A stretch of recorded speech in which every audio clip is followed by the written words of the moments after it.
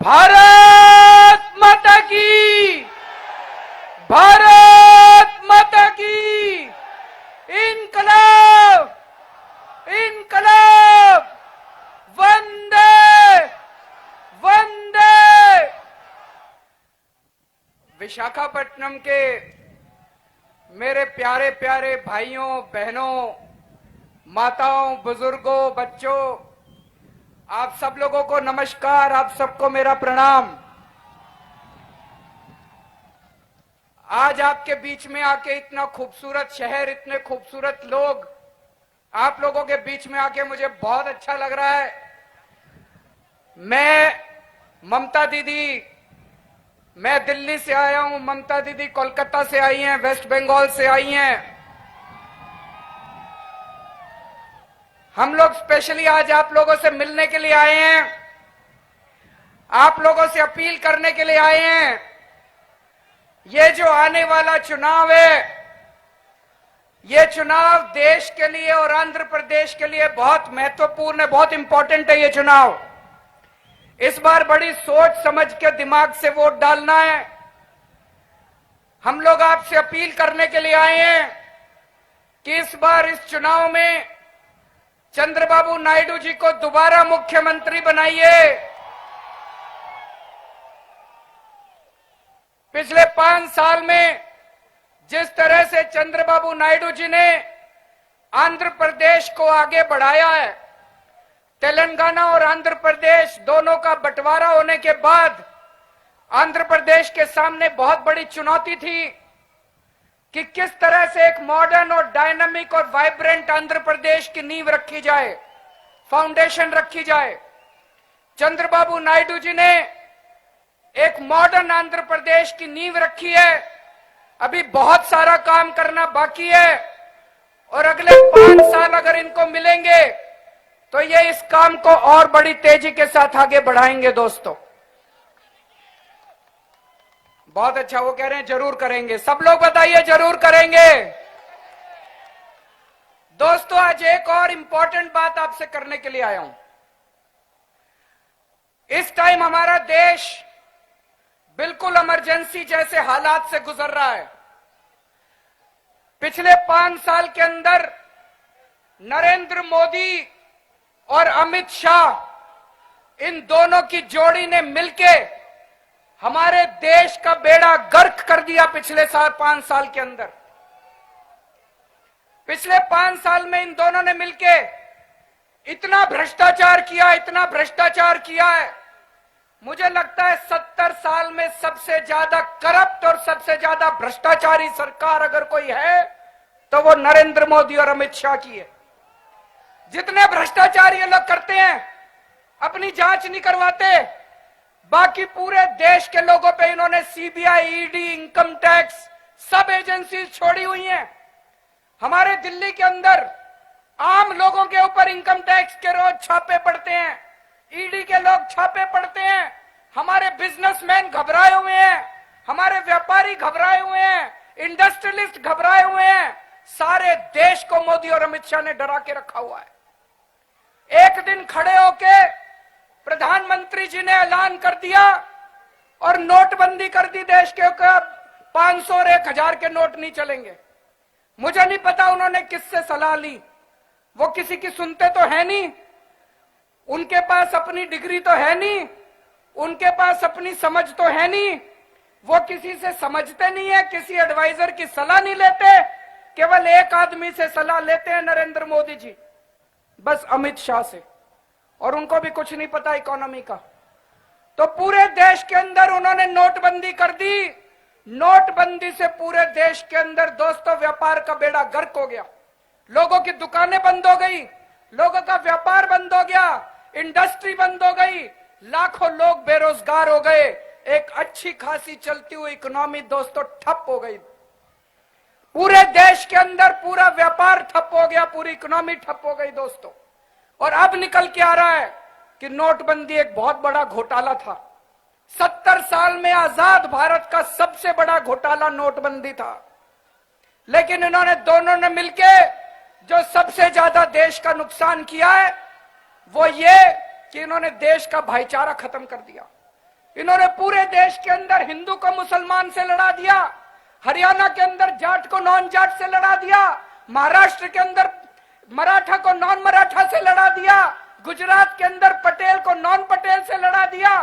दोस्तों, इन्होंने पूरे देश के अंदर लोगों के मन में जहर भर दिया। इन लोगों ने 5 साल के अंदर पूरे देश के अंदर चारों तरफ नफरत ही नफरत, नफरत ही नफरत। ऐसा देश जिसके अंदर लोग आपस में नफरत करते हैं, ऐसा देश कभी तरक्की नहीं कर सकता जब तक लोग आपस में मिलजुल के नहीं रहते। हमारा वो देश है, हमारा महात्मा बुद्ध का देश है, गांधी का देश है। सदियों से हमारे देश के अंदर कहा जाता था हिंदू मुस्लिम सिख ईसाई आपस में है भाई भाई। इन लोगों ने वो भाईचारा खत्म कर दिया, मोदी और अमित शाह ने मिलकर। 70 साल पहले 1947 में हमारा देश आजाद हुआ था, हिंदुस्तान बना, पाकिस्तान बना।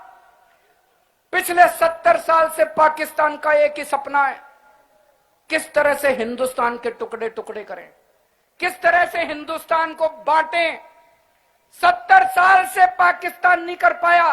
पाकिस्तान चाहता था कि देश को धर्म के नाम पे, जाति के नाम पे बांट दो भारत को। 70 साल से पाकिस्तान नहीं कर पाया। जो काम 70 साल से पाकिस्तान नहीं कर पाया, 5 साल के अंदर मोदी और अमित शाह ने करके दिखा दिया। दोस्तों, 5 साल के अंदर इन्होंने धर्म के नाम पे, जाति के नाम पे पूरे देश को बांट दिया।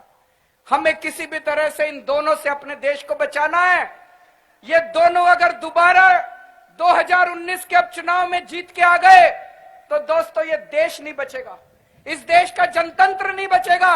इन दोनों ने प्लानिंग की हुई है कि 2019 के बाद ये देश का संविधान बदल देंगे, इस देश के अंदर चुनाव कराने बंद कर देंगे। आपको लग रहा होगा ना कि केजरीवाल ज्यादा बोल रहा है। मैं अभी थोड़े दिन पहले, ममता दीदी ने कलकत्ता में हम सब लोगों को बुलाया था, मैं कलकत्ता गया था। कलकत्ता में भी मैंने ये चेतावनी दी थी कि अगर 2019 में मोदी और अमित शाह दोबारा जीत गए तो ये देश का संविधान बदल देंगे। हिटलर ने भी ऐसे ही किया था। 1931 में जब हिटलर जर्मनी का प्रेसिडेंट बना, उसने प्रेसिडेंट बनने के 3 महीने के अंदर जर्मनी का कॉन्स्टिट्यूशन बदल दिया और चुनाव कराने बंद कर दिए। जब तक हिटलर मरा नहीं तब तक वो जर्मनी का प्रेसिडेंट रहा। अगर ये दोनों दोबारा आ गए, मोदी और अमित शाह, तो इस देश का कॉन्स्टिट्यूशन बदल देंगे। और अब मेरी बात को पिछले हफ्ते साक्षी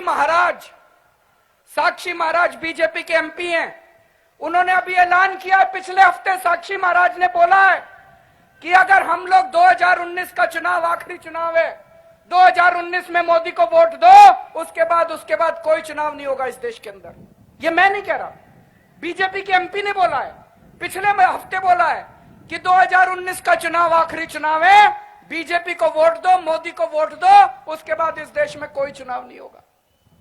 अभी थोड़े दिन पहले अमित शाह ने जयपुर की रैली में बोला कि अगर 2019 का चुनाव बीजेपी जीत गई तो दोस्तों 2050 तक बीजेपी को कोई नहीं हरा सकता। कैसे नहीं हरा सकता? इसका मतलब अमित शाह और मोदी के दिमाग में यही है कि अगर ये दोनों दोबारा आ गए तो इस देश का संविधान बदल देंगे, कॉन्स्टिट्यूशन बदल देंगे, डेमोक्रेसी खत्म कर देंगे। दोस्तों, उसके बाद कोई चुनाव नहीं होगा। आज मैं स्पेशली आपसे दिल्ली से यही अपील करने के लिए आया हूं, हाथ जोड़ के अपील करने के लिए आया हूं, इस देश को बचा लो। हमें किसी भी हालत में मोदी और अमित शाह को हराना है। मुझसे कुछ लोग पूछते हैं, मोदी नहीं तो कौन? If not Modi who?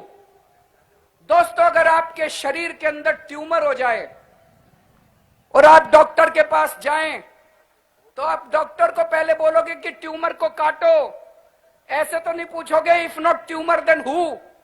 पहले ट्यूमर को काटना जरूरी है। अपने देश को, अपने शरीर को बचाना जरूरी है, देश को बचाना जरूरी है। कुछ लोग पूछते हैं कौन प्रधानमंत्री बनेगा? दोस्तों, इस देश के अंदर 130 करोड़ लोग रहते हैं, शानदार लोग रहते हैं, अच्छे लोग रहते हैं। एक एक आदमी प्रधानमंत्री बनने के लायक है। आप लोगों के अंदर से इस देश की जनता तय कर लेगी कौन प्रधानमंत्री बनेगा, उसकी चिंता करने की जरूरत नहीं है। लेकिन अपने को सबको मिलकर इस देश को बचाना है। दोस्तों, एक और अपील करने के लिए आया हूं आज मैं।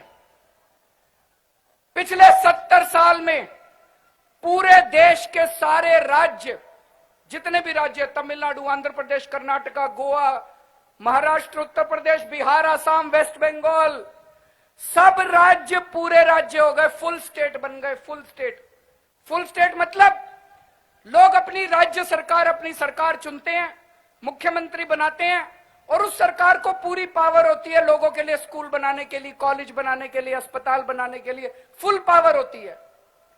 दिल्ली अकेला राज्य बना है कि 70 साल में अभी भी दिल्ली फुल स्टेट नहीं है, हाफ स्टेट है। दिल्ली के लोग जिस सरकार को चुनते हैं उस सरकार के पास पावर नहीं है, हर चीज की परमिशन लेनी पड़ती है सेंट्रल गवर्नमेंट से। हम स्कूल बनाना चाहते हैं, हमें सेंटर से परमिशन लेनी पड़ती है। हम कॉलेज बनाना चाहते हैं, हमें सेंटर से परमिशन लेनी पड़ती है। हम कुछ भी काम करना चाहते हैं, हमें सेंटर से परमिशन लेनी पड़ती है। दोस्तों, ये दिल्ली के लोगों के साथ अन्याय है जो 70 साल से हो रहा है। अब दिल्ली का भी टाइम आ गया, दिल्ली को भी फुल स्टेट बनना चाहिए। आंध्र प्रदेश के लोग स्पेशल स्टेटस के लिए डिमांड कर रहे हैं। नरेंद्र मोदी जी ने कहा था कि अगर वो आंध्र प्रदेश को स्पेशल स्टेटस देंगे, लेकिन नरेंद्र मोदी जी ने धोखा दिया, प्रधानमंत्री ने धोखा दिया। इस बार जब वोट डालने जाओ तो उसको भूलिएगा मत कि नरेंद्र मोदी ने आपको धोखा दिया था।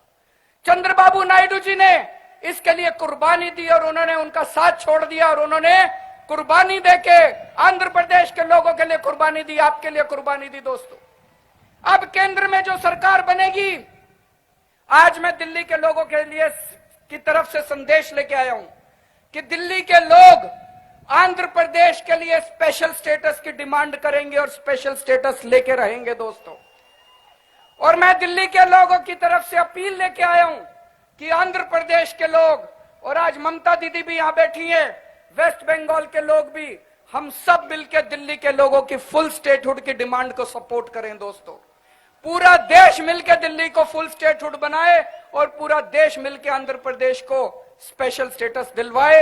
हम सब लोग, इस देश की एक ही उम्मीद है, इस देश की एक ही उम्मीद है, कोई नेता इस देश की उम्मीद नहीं है, इस देश की एक ही उम्मीद है, आम आदमी। आप लोग इस देश की उम्मीद है। इस देश को कोई बचा सकता है तो केवल आम आदमी बचा सकता है, इस देश की जनता बचा सकती है। इसीलिए मैं दिल्ली से चल के आया हूं आप लोगों से अपील करने के लिए, आप लोगों से हाथ जोड़ के विनती करने के लिए कि इस देश को मोदी और अमित शाह की जोड़ी से बचा लीजिए। दोस्तों, भारत माता की